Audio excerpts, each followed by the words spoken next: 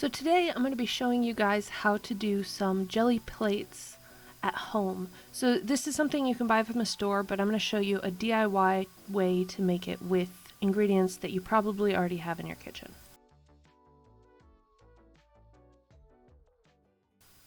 Alright, so we're going to start off with unflavored gelatin, and then we're going to add glycerin. I'm using glycerin for a permanent plate. You can replace this with water for a cheaper, less permanent plate. It'll dry out over time, so warning there, but you can replace this with water.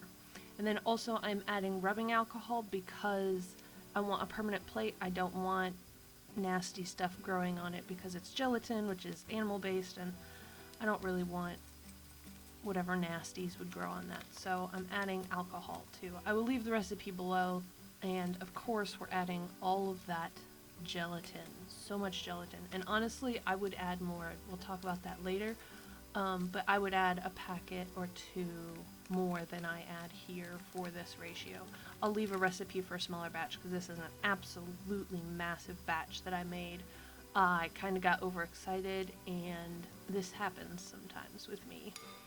So after we have all of those ingredients mixed together, we're going to add an equal amount of hot water. So the liquids before are cold, and you mix the gelatin in, you kind of let it set, and then you add hot water to get it dissolved properly, and then you've got a working time of maybe 15-20 minutes before that cools down and the jello starts to set. This, of course, depends on volume and ambient temperature and how hot your water was, but I had about 15 minutes to get this poured in before I started to notice it start to gel. So I'm starting by leveling out these pans because I wanted nice and even thicknesses. This is honestly overkill, and you'll see I gave up after the first one or two of these. The table is fairly flat, and that was good enough for my purposes.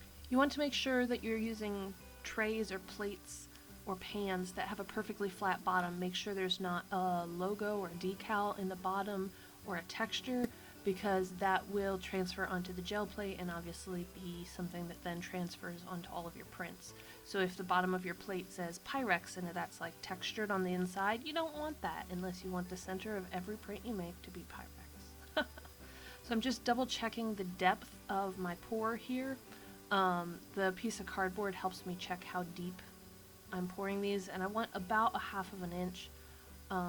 You can go a little thicker, a little thinner, depending on how thick your gelatin is, especially if you have a really stiff gelatin, like you added a couple extra packets, you can probably go a bit thinner, but I had so much gelatin, I ended up just going majorly thick with all of these, especially this last one, and it worked out fine.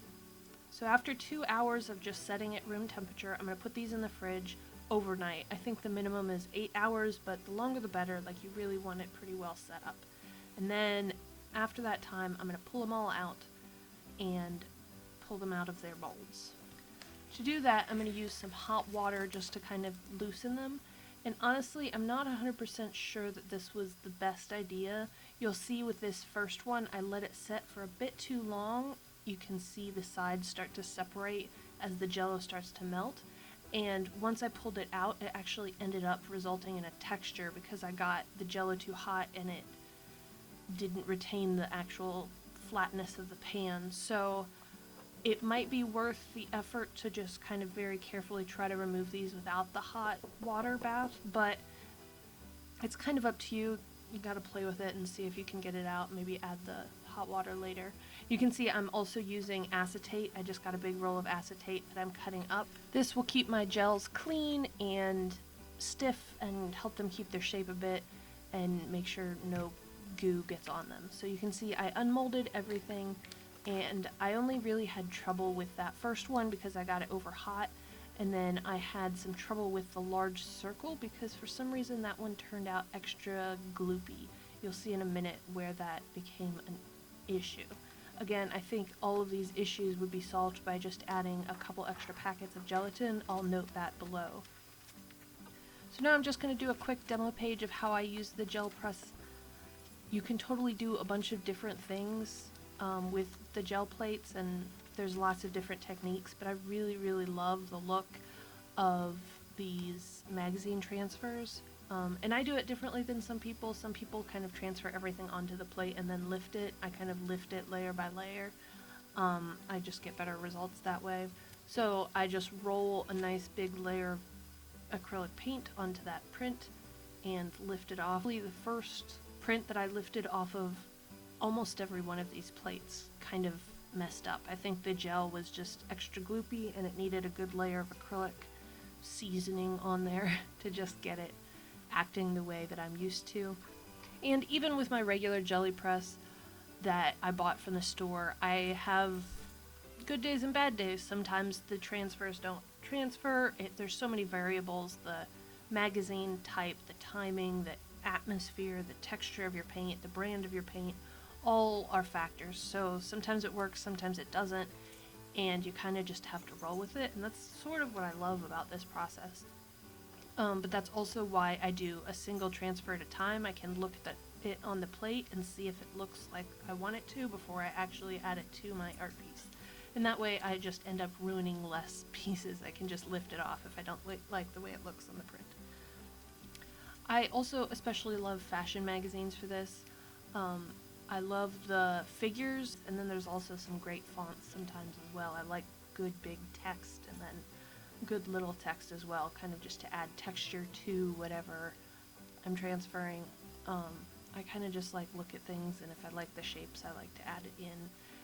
It's not scientific at all. It's just whatever I feel like looks good together, and I just grabbed a couple of colors here, but again, it's just trial and error, and honestly, these gel plates performed very similarly to my store-bought gel plate that I got from my local hobby store. So I was very happy with the results, and I will be doing a lot of prints for these in the near future. If you want to see more on the gel printing process and my process there, definitely check out the link. I'm sure we'll link it below or at the end of this video for my other video where I kind of go through the process. It's super inexpensive as well. It ended up being a little bit cheaper than the single gel plate I made, and I made 4 different plates. So in the end, it totally is worth making your own if this is something you're going to get into. If you're just experimenting, maybe just use the all water recipe and see if you like it, and then if you do like it, you can go ahead and buy the glycerin, because that's the most expensive part. It's only $5, but if you want super cheap, it's probably $2 to make it without.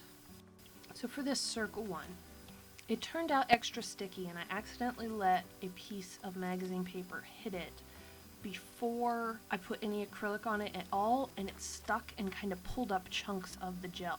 So I just flipped it over and used the back, and that worked fine. But from what I understand, you can just pop these back in the microwave, melt them, and go through the setting process again, and they should come back together just fine.